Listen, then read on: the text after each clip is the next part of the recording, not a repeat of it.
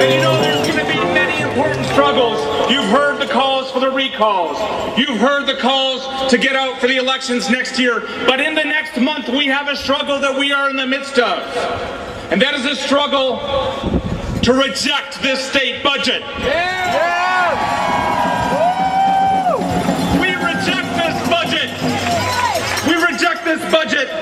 It is a budget which has weakened and divided Wisconsin as never before. It's done that because it targets millions of Wisconsinites, millions of us, threatens to push people who are struggling to survive below the surface.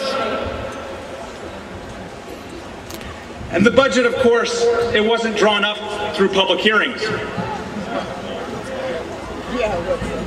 There were meetings in small rooms that took place between politicians and corporate lobbyists, and they came up with their plans to tax the poor, to feed the rich, and we say, we reject your budget!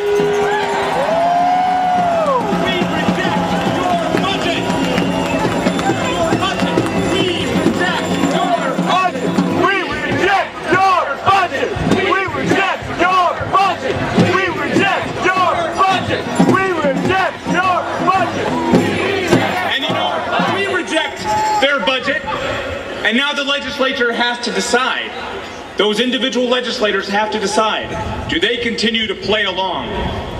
Or do they finally wake up and listen to their constituents in every part of the state who have said, vote this budget down, start again, go to the people, ask us what our priorities are, and we'll see what they decide. We'll see what they decide. Wake up. That's right. I heard the shout, wake up.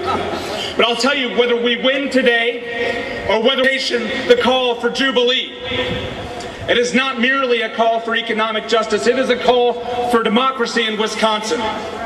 We need to clean up state government. We need to make sure this never happens before. We need to kick the corporate lobbyists out of the Capitol. Because I'll tell you, this will happen again if we let it.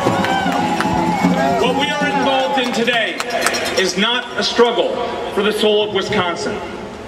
It is a struggle for the survival of Wisconsin. And because we are fiercely proud of our state, because we love Wisconsin, because we love the progressive tradition, which is synonymous with Wisconsin, we will fight, we will win, we will bring the drive for democracy forward.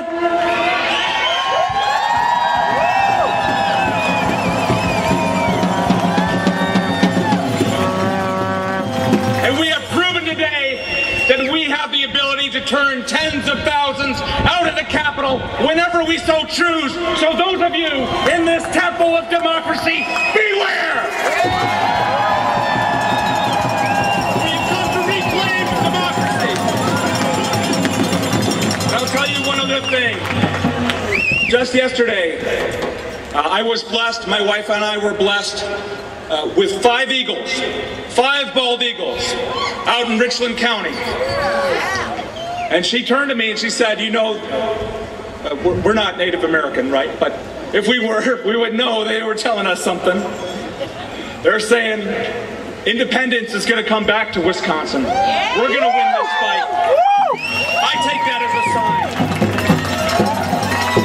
Well, thank you for everything you're doing. And I want to introduce the next generation. Members of the next generation, please welcome Christian, who's representing the youth of Voces de la Frontera from Milwaukee.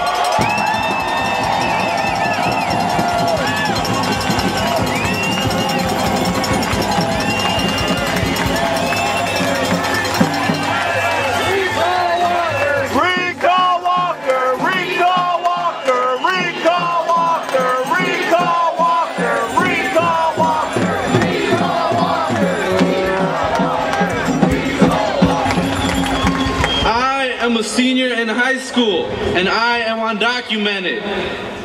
I am here in support of education for all. I know it can be difficult to get good grades, to live above the influence and work hard to make my dreams come true. Because the UW system currently offers the in-state tuition rate to students who live here and graduate from a Wisconsin high school, my dream has been to work hard and go to a UW school, just like my peers.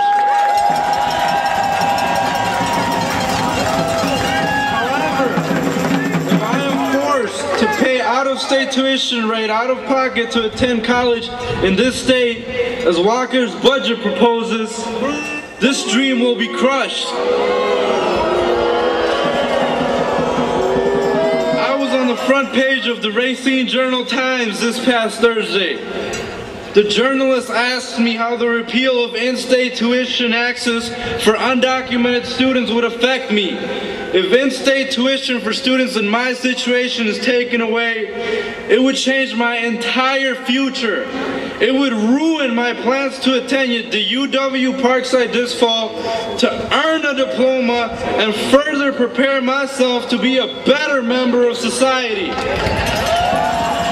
Budget problem. I am here, right in front of you, representing hundreds and hundreds of undocumented students, and we are willing to give Wisconsin a chance to take advantage of what we have to offer. Give us a chance to contribute to the only place we know is home. It's a win-win for Wisconsin. Support in-state tuition for all. Si se puede. Yes, we can!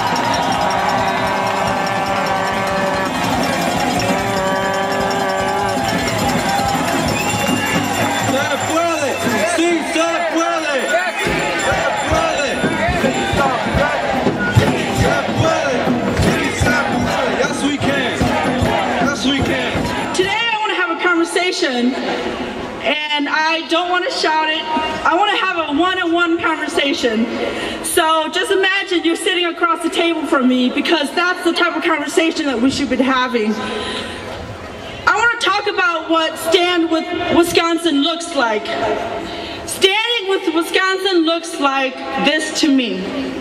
Standing with women, standing with the poor, standing with those who are undocumented, standing with children, standing with those who are differently able. Stand with Wisconsin looks like that to me.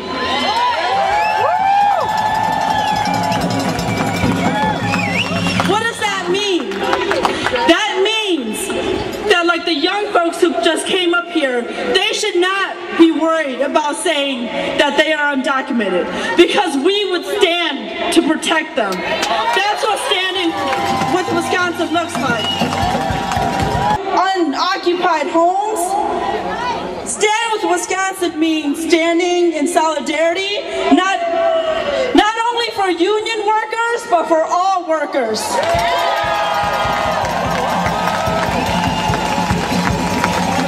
So I say to you, what Governor Walker didn't imagine would happen is that you and I would be having conversations.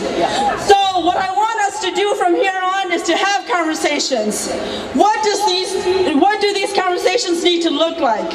They need to look like you need to stand with me and I need to stand with you. We need to learn each other's stories so that you don't think that I'm here for your jobs.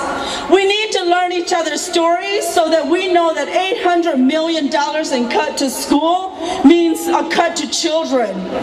If we don't understand that, then we're not here for the right fight. We are here to fight for those who can't be here. We are here to stand with Wisconsin for those who cannot stand here. Yes. And that is why I'm standing with Wisconsin, because we are finally getting it. So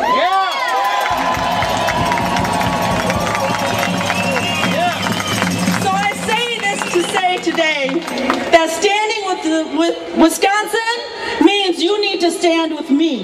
If we win, if poor people and people of color and those who are most disenfranchised win this war against Governor Walker, that means you have won.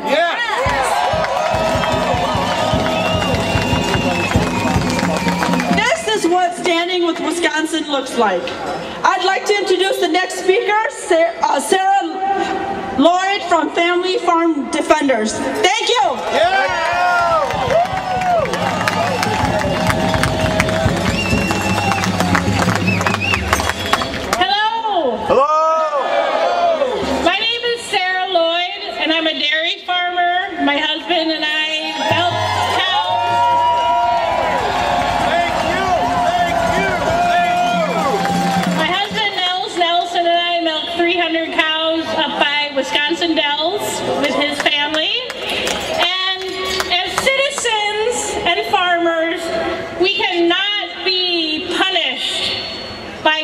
corporate greed. And that is what Walker's budget is doing. Walker's budget is bad for family farmers in Wisconsin. You may know that family farmers have been put down by corporate consolidation and concentration in our prices paid to us for our milk, for our grain, for our beef, for our pork, and then the prices we have to pay for seed and fertilizer. And this budget is a payback to all those people that are putting down our farmers and our rural communities. We will not accept this budget.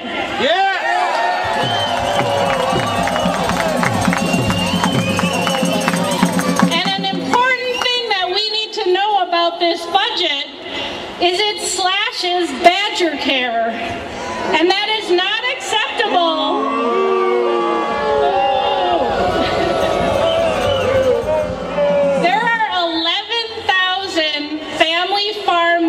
That are dependent on Badger Care for health insurance. And I work off of the farm to bring health insurance back to the farm. And my sister-in-law works in a school as a teacher to bring health insurance back to the farm. So when we cut benefits to public employees and we cut Badger Care, we hurt family farms.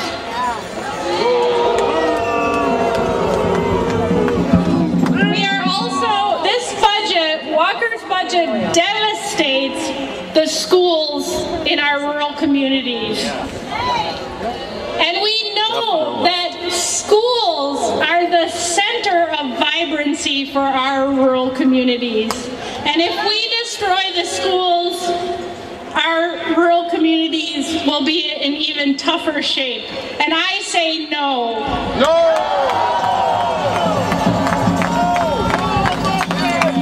And all of the good things that are going on in Wisconsin, we have exciting economic things going on. We have a great local foods movement. Well, guess what? Walker's budget cuts money for the Buy Local, Buy Wisconsin program.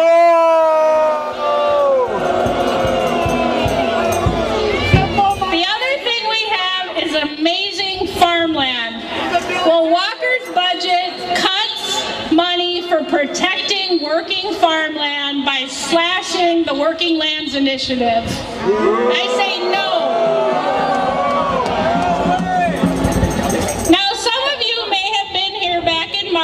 When we brought the tractors to the square.